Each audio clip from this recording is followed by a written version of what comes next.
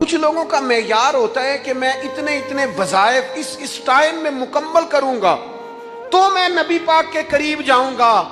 تو حضور نے تو خود بتا دیا میرے قریب کون ہے. درود پاک پڑھنے والے کو بھی قریب بیان کیا حضور نے. جہاد کرنے والا، عبادت کرنے والا، ریاضت کرنے والا، دین کی خدمت کرنے والا، یہ سب حضور کے قریب ہے. پر نبی پاک علیہ السلام نے فرمایا تم میں سے، یہ بخاری ہے، فرمایا تم میں سے میرے یہاں میرے قریب سب سے محبوب وہ شخص ہے جس کے اخلاق زیادہ اچھے ہیں، جس کا رویہ لوگوں کے بارے میں ٹھیک ہے، جس کی نیتیں، ارادے، لہجے لوگوں کے حق میں نرم ہے، وہ میرا محبوب ہے.